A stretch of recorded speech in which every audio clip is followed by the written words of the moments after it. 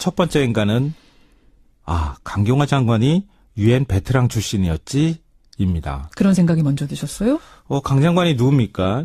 유엔 사무총장 정책 특보 출신이잖아요. 그렇죠. 인사청문회 과정에서 여러 위장전임이라든가 부동산 문제 이런 이제 문제 때문에 잡음이 좀 일기는 했지만 역대 외교부 장관이나 반기문 전 유엔 사무총장까지 외교부 장관으로 최적임자다 추천을 했을 정도로 다자 외교에는 강점이 좀 있습니다. 강점이 다자 외교예요. 그럼요. 예. 한 번도 못 만나본 사람하고 여러 번 얼굴 마주친 사람, 여러 국가들의 어떤 사람들을 알고 있다고 하는 것은 엄청난 자산일 수 있거든요. 그러니까 이분의 능력을 우려하는 분들도 대북 관계 요쪽을 잘 알 것인가 요거를 염려는 했습니다만 다자 외교에 있어서 인정을 그렇죠. 했던 사람이니까. 예, 맞아요. 예. 근데 아니나 다를까 어제 틸러슨 장관과 25분간 통화가 이루어졌는데요.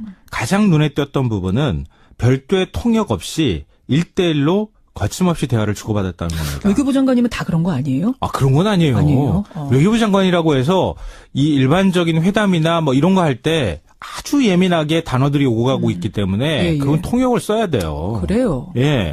근데 강 장관은 미국인보다 더 영어를 잘하기로 유명하잖아요. 미국인보다 더 잘해요? 원래 우리나라 온 외국인 중에서 우리나라 사람보다 말 더 잘하는 사람 같다는 느낌 받는 사람도 있잖아요. 그렇군요. 그러니까 통역이 없다는 말이 이게 굉장히 중요한데요. 외교적인 거에서.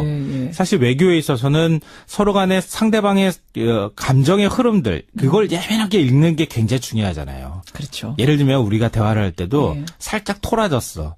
그 토라진 감정을 읽고 그 사람한테 그 감정에 대해서 살짝 이렇게 돌아가면서 애들로 표현하거나 이런 게 굉장히 중요해요. 뉘앙스라는 게 있거든요. 그걸 읽느냐 못 읽느냐의 차이가 있거든요. 그거는 읽어내기가 굉장히 어려운 거거든요. 맞아요. 그런 면에서 이 강 장관은 굉장히 큰 강점을 갖고 있는 장관이라는 게 이번에 확인이 됐다고 볼 수 있을 것 같아요. 그렇군요. 예. 두 번째 행간은 뭡니까? 두 번째 행간은 두 가지 공감이 이루어진 점을 주목할 필요가 있다입니다. 두 가지 어떤 공감입니까? 우선 어제 통화에서 가장 큰 소득은 사드 문제에 관한 오해를 또 풀었다는 겁니다. 그래요? 이거 풀어도 계속 오해가 있다고 언론에서 얘기를 하고 있기 때문에 그렇긴 하지만 일단은 어제 그 틸러슨 장관의 말을 보면 확실히 오해가 일단은 풀린 것 같습니다. 뭐라고 했길래요? 강 장관이 환경 영향 평가에 대해서 미국 내에서 사실은 우려의 목소리가 나오고 있다는 언론 보도가 굉장히 많았었잖아요.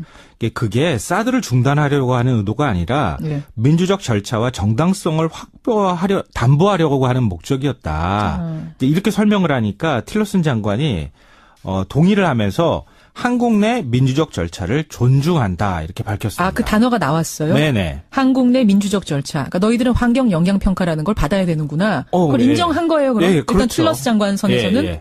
그러니까 미국 내에서 그 동안에 이거 사드 배치 안 하려고 하는 건 그런 이른바 꼼수 아니야? 이런 것처럼 의심했죠. 네, 의심했는데 그게 일단 풀렸다는 거고요. 또 하나는 한미 정상회담 전에 파이널 터치. 그러니까 사전 정지 작업으로 사전 접촉을 하기로 합의했다는 점입니다. 강 장관이 한미 정상회담 전에 파이널 터치를 하는 게 좋겠다 이렇게 얘기를 하니까 틸러슨 장관이 그것은 중요한 이야기다. 보좌진을 통해 일정을 조율하자 이렇게 화답을 했습니다. 그러니까 필요에 따라서 강 장관이 미국을 직접 방문하는 방안도 검토를 한다고 하는데요. 강 장관이 이 정상회담, 굉장히 중요한 정상회담 전에 외교부 장관으로서의 존재감을 보여줬다 이렇게 평가할 수 있을 것 같습니다. 첫 통화 성공적으로 이루어졌다라는 두 번째 행간. 세 번째는 뭡니까? 마지막 세 번째 행간은 불안을 조장할 필요가 없다입니다. 이건 무슨 말씀이세요? 우리나라 일부 보수 언론 요즘 보도태도 보면요. 한미 간에 엄청난 긴장, 엄청난 갈등이 있는 것처럼 자꾸 긁어부스럼을 만드는 것 같은 보도태도를 보이거든요. 이제 문정인 특보 발언 같은 거 크게 이슈화된 부분들. 네, 그것도 거예요? 사실은 굳이 그렇게까지 얘기 안 해도 되는데 트럼프가 환경 영향 평가 문제에 대해서 경로했다, 욕설까지 했다, 이러면서 마치 상황이 진노한 것처럼 보도하는 그런 보도태도도 있거든요. 근데 우리는 왜 항상 미국의 태도에 맞춰줘야 하는 그런 나라는 아니잖아요. 너무 사대주의적 사고가 있는 것 아닐까 이런 우려도 있는데요. 사실 내용적으로 보자면 한미 간에는 큰 이견이 없습니다. 방금 전에 사드 문제 말씀드렸죠. 북핵 반대하죠. 원비어 사망 같이 규탄하고 있죠. 만약 서로 간에 이견이 있다면 그건 외교력으로 풀면 되죠. 설득하고 믿음을 주고 이런 시간이 좀 필요한 거거든요. 그러니까 강경화 외교부 장관이 시험대에 섰고 잘 해내리라고 앞으로 좀 믿고 싶습니다. 여기까지 오늘의 행간 김성환 씨 수고하셨습니다. 네, 고맙습니다. 지금 강경화 장관이 주말 오후부터 일하기 시작했는데요. 그동안 전직 사무총장 둘과 현직 사무총장과 직접 통화를 했다고 합니다. 그리고 앞으로 한미 정상회담을 비롯한 각종 외교 현안에 있어서 협조를 약속받았다고 하네요. 야, 과연 주말에 미국에 자기가 스스로 전화해가지고 번호 딴 것도 대단하잖아. 직접 이런 얘기를 원어로 할 수 있는 장관. 전화번호를 딸 이유가 벌써 대화가 하고 있는 분들이잖아요. 항상 전화번호 따로 안 따고 그렇죠. 직접 전화해서 전직 유엔 사무총장들, 현직 유엔 사무총장과 대화할 수 있는 외교부 장관을 가진 나라가 얼마나 있겠냐는 그러니까 거야. 저는 너무 든든한 게 구테레스는 놓기 싫어했고 뭐 반 총장은 뭐 의뢰 알고 또 너무나도 그 유엔이 지금 활발하게 가고 싶어 하는 그 루트를 너무 잘 알고 메커니즘을 너무나도 잘 하시는 분이 있어가지고 외교는 든든합니다. 미국에서도 그렇게 오래 생활을 하셨고 트럼프가 어떻게 그 예측을 하고 어떻게 발동을 걸 건지 자체를 그냥 페이스 조절을 잘만 하시면 될 것 같아요. 그리고 특히 이번에 이제 국민 외교를 천명하면서 북핵에 능동적으로 대치하겠다는 얘기를 했어요. 나는 이 얘기가 그냥 허투루게 그냥 말로 던져보는 수사가 아닌 것 같아. 아니죠. 강경화 라인에 있어서의 어떤 강력한 대북하고의 연결고리 또는 이 외교적인 고리가 곧 발휘가 되는 모양을 볼 수 있지 않을까 하는 기대감을 가지고 하는 멘트를 들었거든요. 이분은 콩고하고도 일을 했었고 시리아하고도 일을 했었고 그 북한하고 직간접적으로 외교를 하는 나라들하고 이미 접촉을 하고 일을 하셨던 분이라서요. 김정은하고 어떻게 그 딜을 해야 되는지도 이미 파악을 하고 계시리라고 저는 믿고 있어요. 강경화 외교부 장관은 어떤 사람입니까? 최초의 여성이자 비외무부 출신. 그리고 최초의 비서울대 출신 외무부 장관이 되셨네요. 네. 지금까지 서울대 출신들만 외교부 장관 했다는 거예요? 그랬나 봐요. 그래서 70년 외교부 역사상 최초의 이런 많은 수식어를 장관이 되었는데요. 이분이 98년에는 외교부 장관 특별보좌관으로 채용되면서 김대중 대통령의 당시 클린턴 미국 대통령과 IMF 외환위기 당시에 통역을 하면서 동시통역. 네, 김대중 대통령의 굉장히 사랑을 받았다고 합니다. 원래 처음에 KBS 영어 PD였다면서요? 네, 그때 당시에 잠시 영업 방송 아나운서 겸 PD를 2년간 했고요. 그 후에 남편하고 유학을 매사추세츠 대학에서 석박사를 하면서 그때 장녀를 낳은 걸로 알고 있습니다. 제가 아까 그 외모 얘기를 했는데 제가 사람 외모 얘기 잘 안 하잖아요. 네? 외모 얘기 절대 안 합니다. 여보세요. 외모 말고 손님들 올 때마다 네. 어쩜 그렇게 예쁘세요 하던 거 기억 안 나십니까? 그거는 외모가 아니에요. 네. 저희 우리 김영삼 대통령이 그랬어요. 애무부 장관은 빠지시고. 애무부 장관. 그런데 저는 그 이분의 얼굴을 보면 인권에 찌들려 있다. 인권 때문에 굉장히 고뇌한 흔적이 얼굴에 배어 있다. 그런 측면에서 그 어찌나 사람이 저렇게 아름다울 수 있는 건가. 외모에. 고개 숙이고 머리가 흰머리 염색도 안 하죠. 염색도 안 한 그 흰머리가 섞여 있는 머리에 고개 숙이면서 열심히 일하고 인권에 대해서 고뇌하는 모습들을 정말 인간이란 저렇게 아름다울 수가 있구나. 멋졌어요, 진짜. 멋졌어요. 정말 쩔고. 예, 그리고 관료주의로 쪄들어 있는 외교부가 여성으로 앉았어요. 얼마나 불쾌할까요, 남자들이. 자기는 외무고시도 합격해서 다음에 내가 장관하려고 했는데. 그렇지는 않을 거예요. 왜냐하면 이게 단순히 그렇게만 바라볼 문제가 아니고 강경화 외교부 장관 그 후보자는 사실은 그 노무현 대통령이 외교부 국제기구국장으로 발탁을 했던 부분이고요. 그랬는데 그 하는 일이 인권에 관계된 일을 했는데 그 하는 일이 너무 마음에 드니까 코피 아난 사무총장이 그렇지. 노무현 대통령한테 졸랐어요. 달라고. 그래서 유엔에 들어가게 된 거예요. 결정적으로. 그랬고 그 다음에 반기문 총장 시절에 계속 그 특보 역할을 했고 그 후에 반기문 총장 후임 총장에 있을 때는 이제 반기문 총장이 임기가 끝나고 같이 끝내려고 했는데 후임 사무총장이 또 이거를 간청을 한 거예요. 그 남아달라고. 네. 예.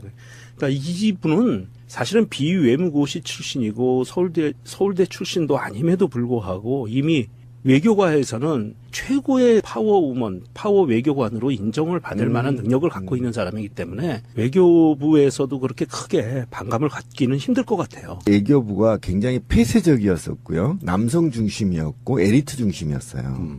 그리고 이게 어쨌든 그런 사회에서 최초로 비외무고시 출신과 여성이 그 총지휘를 맡게 됐다는 굉장히 남성 중심의 에리트 주의자들은 불쾌하게 돼 있죠. 그런데 어쩔 수 없어요. 왜냐하면 이제는 실력이 검증받아야 장관 자리에 올라가는 시대예요. 이제는 권위 시대. 예를 들면 반기문 같은 실력도 없으면서 으름장 거리는 사람들이 이제 이런 자리에 올라오고요. 그다음에 어쨌든 안토니오 구테레스 사무총장 인수팀장을 맡았고 정책특보로 임명됐었어요. 장관으로 하지 않아도 유엔에서 굉장히 중책을 맡고 향후에도 유엔에서 더 중책을 맡을 수 있는 실력을 검증받았다. 이렇게 보시면 됩니다. 고 있는 장관이라는 게 이번에 확인이 됐다고 볼 수 있을 것 같아요. 그렇군요. 예. 두 번째 행간은 뭡니까? 두 번째 행간은 두 가지 공감이 이루어진 점을 주목할 필요가 있다입니다. 두 가지 어떤 공감입니까? 우선 어제 통화에서 가장 큰 소득은 사드 문제에 관한 오해를 또 풀었다는 겁니다. 그래요? 이거 풀어도 계속 오해가 있다고 언론에서 얘기를 하고 있기 때문에 예. 그렇긴 하지만 일단은 어제 그 틸러슨 장관의 말을 보면 확실히 오해가 일단은 풀린 것 같습니다. 뭐라고 했길래요? 예, 강 장관이 환경 영향 평가에 대해서 미국 내에서 사실은 우려의 목소리가 나오고 있다는 언론 보도가 굉장히 많았었잖아요. 그게 사드를 중단하려고 하는 의도가 아니라 예. 민주적 절차와 정당성을 담보하려고 하는 목적이었다. 이제 이렇게 설명을 하니까 틸러슨 장관이 동의를 하면서 한국 내 민주적 절차를 존중한다 이렇게 밝혔습니다. 그 단어가 나왔어요? 네네. 한국 내 민주적 절차. 그러니까 너희들은 환경 영향 평가라는 걸 받아야 되는구나. 그걸 예. 인정한 거예요. 그럼 예, 일단 그렇죠. 틸러스 장관 선에서는 예. 그러니까 미국 내에서 그 동안에 이거 사드 배치 안 하려고 하는 건 그런 이른바 꼼수 아니야 이런 계속 것처럼 의심했죠. 네, 의심했는데 그게 일단 풀렸다는 거고요. 또 하나는 한미 정상회담 전에 파이널 터치. 그러니까 사전 정지 작업으로 사전 접촉을 하기로 합의했다는 점입니다. 예. 강 장관이 한미 정상회담 전에 파이널 터치를 하는 게 좋겠다 이렇게 얘기를 하니까 예. 틸러슨 장관이 그것은 중요한 이야기다. 보좌진을 통해 일정을 조율하자 이렇게 화답을 했습니다. 예. 그러니까 필요에 따라서 강 장관이 미국을 직접 방문하는 방안도 검토를 한다고 하는데요. 강 장관이 이 정상회담, 굉장히 중요한 정상회담 전에 외교부 장관으로서의 존재감을 보여줬다 이렇게 평가할 수 있을 것 같습니다. 첫 통화 성공적으로 이루어졌다라는 두 번째 행간. 세 번째는 뭡니까? 마지막 세 번째 행간은 불안을 조장할 필요가 없다입니다. 이건 무슨 말씀이세요? 우리나라 일부 보수 언론 첫 번째 행간은 강경화 장관이 유엔 베테랑 출신이었지입니다. 그런 생각이 먼저 드셨어요? 강 장관이 누굽니까? 유엔 사무총장 정책특보 출신이잖아요. 그렇죠. 인사청문회 과정에서 여러 위장전입이라든가 부동산 문제 이런 이제 문제 때문에 잡음이 좀 일기는 했지만 역대 외교부 장관이나 반기문 전 유엔 사무총장까지 외교부 장관으로 최적임자다 추천을 했을 정도로 다자 외교에는 강점이 좀 있습니다. 강점이 다자 외교예요. 그럼요. 예. 한 번도 못 만나본 사람하고 여러 번 얼굴 마주친 사람, 여러 국가들의 어떤 사람들을 알고 있다고 하는 것은 엄청난 자산일 수 있거든요. 그러니까 이분의 능력을 우려하는 분들도 대북 관계 요쪽을 잘 알 것인가 요거를 염려는 했습니다만 다자 외교에 있어서 인정을 그렇죠. 했던 사람이니까. 예, 맞아요.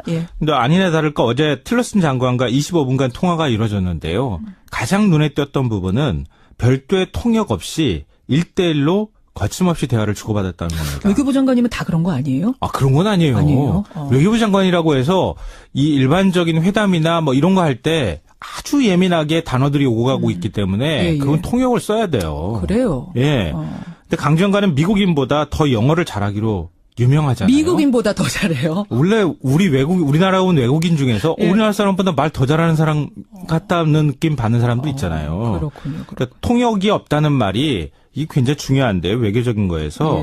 사실 외교에 있어서는 서로 간에 상대방의 감정의 흐름들 그걸 예민하게 읽는 게 굉장히 중요하잖아요. 그렇죠. 예를 들면 우리가 대화를 할 때도 살짝 토라졌어. 그 토라진 감정을 읽고 그 사람한테 그 감정에 대해서 살짝 이렇게 돌아가면서 애들로 표현하거나 이런 게 굉장히 중요해요. 뉘앙스라는 게 있거든요. 그걸 네. 읽느냐 못 읽느냐의 차이가 있거든요. 그거는 읽어내기가 굉장히 어려운 맞아요. 거거든요. 맞아요. 그런 면에서 이 강 장관은 굉장히 큰 강점을 갖고 을 매사추세츠 대학에서 석박사를 하면서 그때 장녀를 낳은 걸로 알고 있습니다. 제가 아까 그 외모 얘기를 했는데 제가 사람 외모 얘기 잘 안 하잖아요. 네? 외모 얘기 절대 안 합니다. 여보세요. 애무 말고 손님들 올 때마다 네. 어쩜 그렇게 예쁘세요 하던 거 기억 안 아, 나십니까? 그거는 외모가 아니에요. 네. 저희 우리 외모를- 김영삼 대통령이 그랬어요. 애무부 장관은 빠지시고. 애무부 장관. 그런데 저는 그 이분의 얼굴을 보면 인권에 찌들려 있다. 인권 때문에 굉장히 고뇌한 흔적이 얼굴에 배어 있다. 그런 측면에서 그 어찌나 사람이 저렇게 아름다울 수 있는 건가. 외모에. 고개 숙이고 머리가 흰머리 염색도 안 하죠. 염색도 안 한 그 흰머리가 섞여 있는 머리에 고개 숙이면서 열심히 일하고 인권에 대해서 고뇌하는 모습들을 정말 인간이란 저렇게 아름다울 수가 있구나. 멋졌어요, 진짜. 멋졌어요. 정말 보스 쩔고. 예. 그리고 관료주의로 쪄들어 있는 외교부가 여성으로 앉았어요. 얼마나 불쾌할까요, 남자들이. 자기는 외무고시도 합격해서 다음에 내가 장관하려고 했는데. 그렇지는 않을 거예요. 왜냐하면 네. 이게 단순히 그렇게만 바라볼 문제가 아니고 강경화 외교부 장관 그 후보자는 사실은 그 노무현 대통령이 외교부 국제기구국장으로 발탁을 했던 부분이고요. 그랬는데 그 하는 일이 인권에 관계된 일을 했는데 그 하는 일이 너무 마음에 드니까 코피 아난 사무총장이 그렇지. 노무현 대통령한테 졸랐어요. 달라고. 그래서 유엔에 들어가게 된 거예요. 결정적으로. 그랬고 그 다음에 반기문 총장 시절에 계속 그 특보 역할을 했고 그 후에 반기문 총장 후임 총장에 있을 때는 이제 반기문 총장 요즘 보도태도 보면요. 한미 간에 엄청난 긴장, 엄청난 갈등이 있는 것처럼 자꾸 긁어부스럼을 만드는 것 같은 보도태도를 보이거든요. 이제 문정인 특보 발언 같은 거 크게 이슈화된 부분들. 네, 말씀하시는 그것도 거예요? 사실은 뭐 굳이 그렇게까지 얘기 안 해도 되는데 트럼프가 뭐 환경 영향 평가 문제에 대해서 경로했다, 욕설까지 했다, 뭐 이러면서 마치 뭐 상황이 진노한 것처럼 보도하는 그런 보도 태도도 있거든요. 근데 우리는 왜 항상 미국의 태도에 맞춰줘야 하는 그런 나라는 아니잖아요. 너무 사대주의적 사고가 있는 것 아닐까 이런 우려도 있는데요. 사실 내용적으로 보자면 한미 간에는 큰 이견이 없습니다. 방금 전에 사드 문제 말씀드렸죠. 북핵 반대하죠. 원비어 사망 같이 규탄하고 있죠. 만약 서로 간에 이견이 있다면 그건 외교력으로 풀면 되죠. 설득하고 믿음을 주고 이런 시간이 좀 필요한 거거든요. 그래요. 그러니까 강경화 외교부 장관이 시험대에 섰고 잘 해내리라고 앞으로 좀 믿고 싶습니다. 여기까지 오늘의 행간 김성환 씨 수고하셨습니다. 네, 고맙습니다. 지금 강경화 장관이 주말 오후부터 일하기 시작했는데요. 그동안 전직 사무총장 둘과 현직 사무총장과 직접 통화를 했다고 합니다. 그리고 앞으로 한미 정상회담을 비롯한 각종 외교 현안에 있어서 협조를 약속받았다고 하네요. 야, 과연 주말에 미국에 자기가 스스로 전화해가지고 번호 딴 것도 대단하잖아.